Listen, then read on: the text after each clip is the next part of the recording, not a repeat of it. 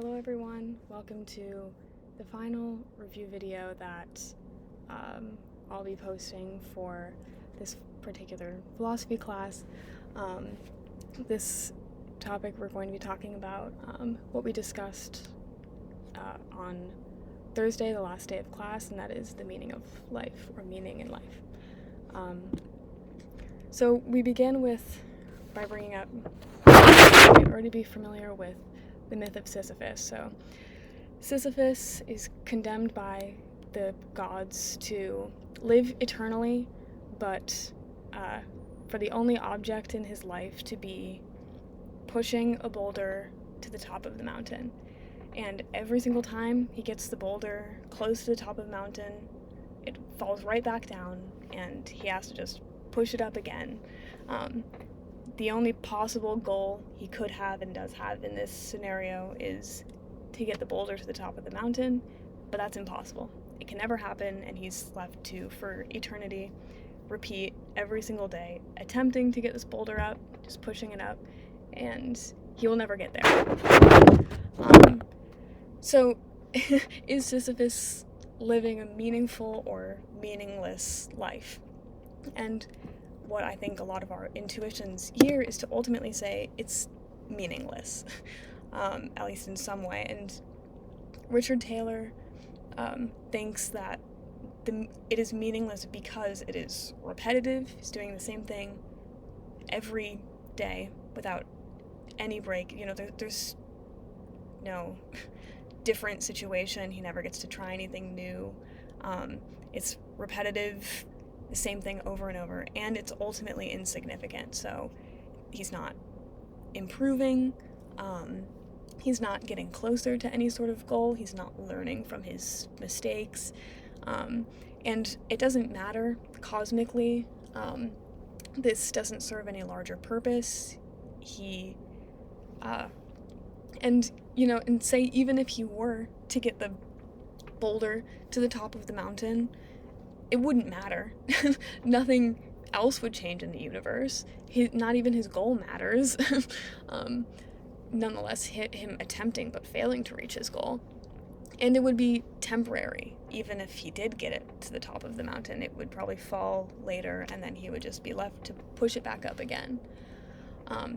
So that's Richard Taylor's analysis, and one that a lot of you might agree with as to why Sisyphus's life is meaningless. So this kind of helps us build an argument for pessimism, and pessimism is the thesis that our lives are meaningless. Don't you love philosophy class? Sitting in class just speculating as to whether your life is meaningless, giving an argument for why your life is meaningless. Isn't that fun? So the argument for pessimism begins, premise 1, any life filled with activities that are repetitive and ultimately insignificant is meaningless.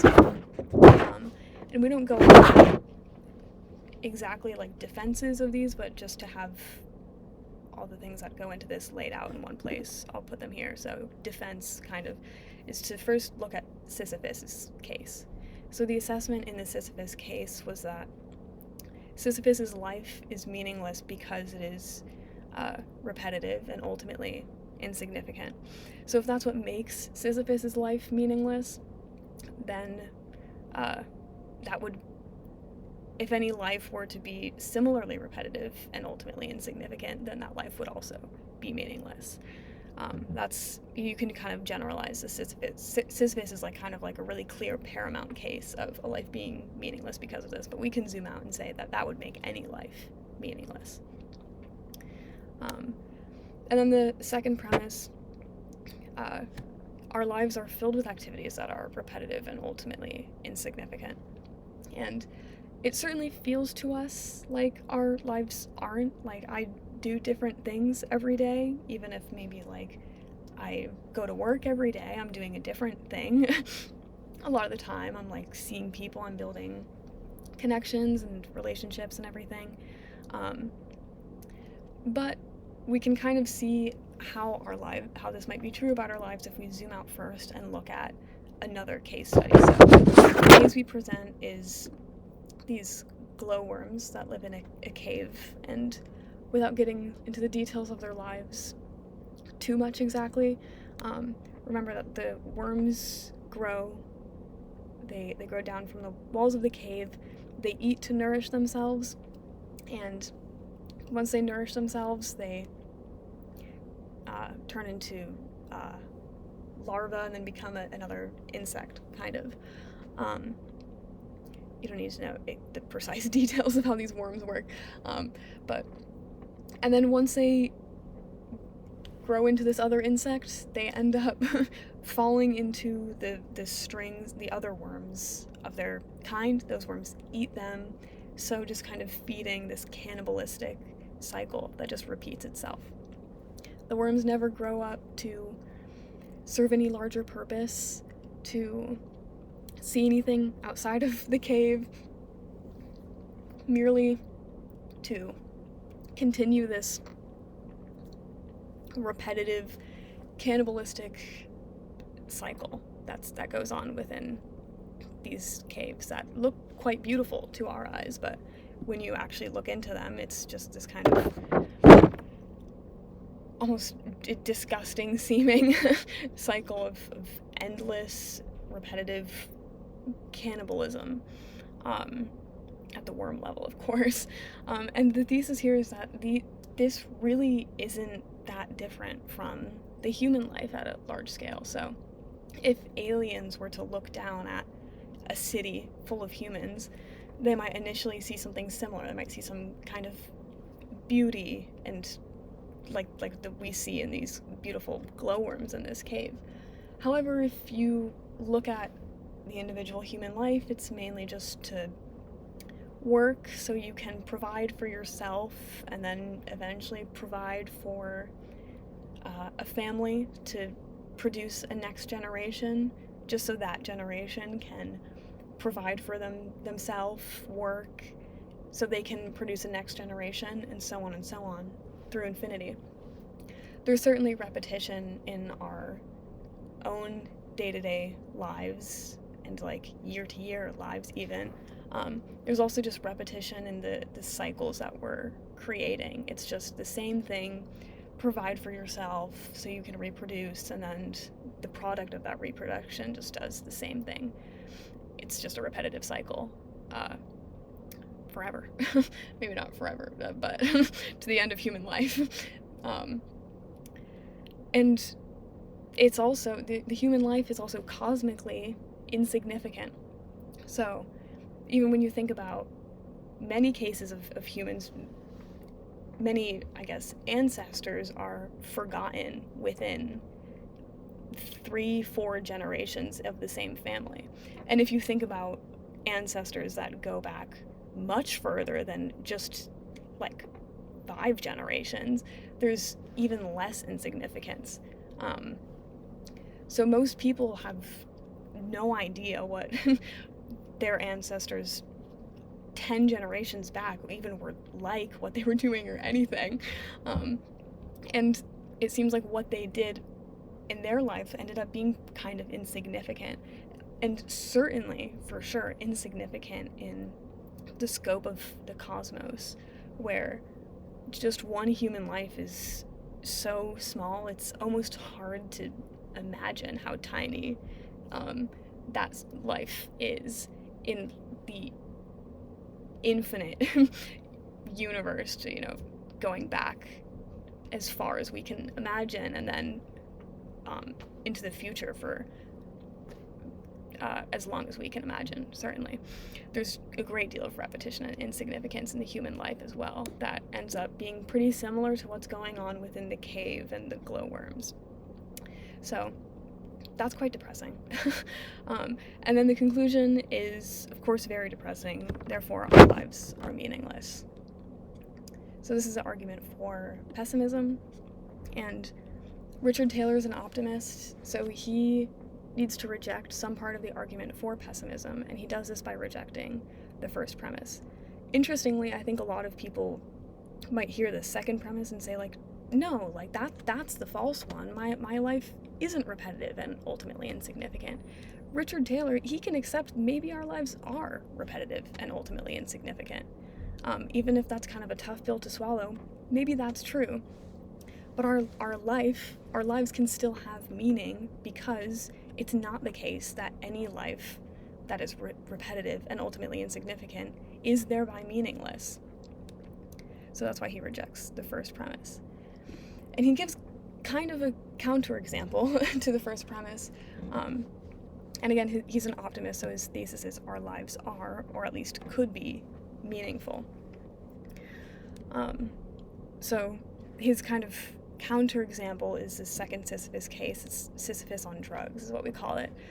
The details of the Sisyphus case are the same. He's condemned to push a boulder up the mountain, never to make it, just do it again and again for eternity. However, this time, he's given a drug that gives him the obsessive compulsion to roll stones. And in fact, he really wants to do it, and he wakes up every morning just so happy that he can just roll stones all day and do nothing else. And it's actually kind of a blessing. It's a blessing that this is his only object in life, that it's a blessing that it'll never make it to the top, because that means he can just do it over again, and he loves to do it over again. It's also a blessing that he can do it for eternity. He's now not worried about dying and no longer being able to push boulders or roll stones. This is more like a heaven for him. So, is his life meaningful now? And a lot of people, Richard Taylor included, will say yes, and that's, his life is meaningful now because he experiences fulfillment in his work.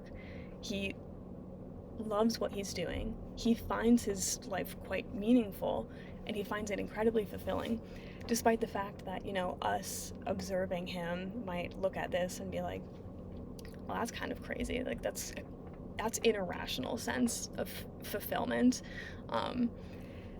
Like, how could you find that fulfilling? Doesn't matter. He loves it, and he finds it incredibly fulfilling. And that's enough to say that his life is, in fact, meaningful. So this helps us differentiate between two kinds of optimism theories. So Richard Taylor falls into the category of subjectivism about the meaning of life. So that is the only thing that matters, is the subjective experience of meaning. So no matter how much we can point and laugh at the Sisyphus on drugs and be like, that guy's crazy, all that matters is that Sisyphus, in that case, feels incredibly fulfilled by what he's doing, and that's enough to say that his life is fulfilling and meaningful. Susan Wolf, this is the third time I believe we're discussing her in this class. She's an objectivist about the meaning of life, and so she disagrees with Taylor's subjectivism, but she's still an optimist, so she also believes that our lives are, or at least can be, meaningful. So, her optimism, this is her account of it. You could probably have an objectivism that's different from hers, but nonetheless objectivist, but this is her objectivist account of a meaningful life, and that is, meaning requires being actively and at least somewhat successfully engaged in something with positive value. And I don't think you need to know this exact formulation, correct me if I'm wrong, but so how did she end up here, and how does she end up thinking that there has to be something objective about the meaning of life, as opposed to Taylor, who doesn't add any sort of conditions? Well, she starts with the Blob case. So this guy, the Blob, just sits watching sitcoms, drinking beer, truly the American dream, I guess, with no other, doesn't really build social relationships. He doesn't really actively work towards anything. He feels incredibly fulfilled. He loves what he does, and he doesn't have the desire to do anything more. So he has this feeling of fulfillment, but without any sort of activity. And in other words, he's completely passive to life. He lets life do whatever to him, and he just kind of takes it, and he's like, I'm just going to watch sitcoms and feel totally chill this way. So he has this subjective experience of fulfillment. However, Wolf says his life is not a meaningful one just because he has that subjective experience. he doesn't have the activity element, or he's passive. But also, you could have someone who maybe does feel fulfillment and also is incredibly active in what they do. So say there's a CEO who runs an incredibly successful business. It's his only goal in life to make money. He just wants money. That's it. There's no larger purpose. He just wants to be rich, and he wants more money, and so on. However, this is ultimately pretty selfish, and it doesn't really have positive value. So even though he feels fulfilled and he's active in his life and he's actively pursuing and engaged with it, he's not pursuing anything that has positive value. It's just this selfish desire for money. So his life is still not meaningful. And finally, there's a failed entrepreneur case who maybe feels pretty fulfilled throughout his life, building up a business that he really believes in, with a product that he's really proud of, so he can eventually pass it on to his family and they can continue the same tradition. He's incredibly active in this. He feels pretty fulfilled again throughout his life. This has positive value too. It's doing good for society and for his family. It's helping other people. But at the end of his life, or towards the end of his life, or maybe just whatever it is, the business completely falls apart, and none of the things that he imagined to do with it, like pass it on to his family, can happen anymore. It was ultimately all for nothing, and it was unsuccessful. So there's still something missing from a meaningful life here that Wolf believes, and that is the somewhat successful or successful condition. So that's how she lands on, this kind of idea of objectivism. But there is one thing to keep in mind, and that is that Taylor and Wolf, though falling into these two different camps, both agree that in order to find meaning, we must actively pursue projects that we can proudly and happily embrace as our own. And in other words, that's just to say, in order for your life to be meaningful, you have to love what you do. And, it was Dr. Parker's parting advice, and I'll reinforce that advice, I guess, and that is to not let anyone dissuade you from doing something you love, whether it be for monetary reasons or just reasons of like social stigma or judgment from others or anything. Because if you don't pursue something you love, you'll come to find years later that you don't even find your own life meaningful. And college is a time in your life where you're going to be exploring so many new things and seeing so many options, and you're going to need to really just keep an open mind and be open to these opportunities as they come to you, and use this time to discover what you love doing so you can dedicate your life to actively pursuing it and eventually find meaning in yourself and find something that you can happily embrace as your own and be proud of for many years to come. So that's, once again, to reinforce Dr. Parker's parting advice. If you have questions regarding this class, content, or anything else, feel free to reach out to me. Even once the class is over, if you're free to reach out to me via GroupMe or whatever it is.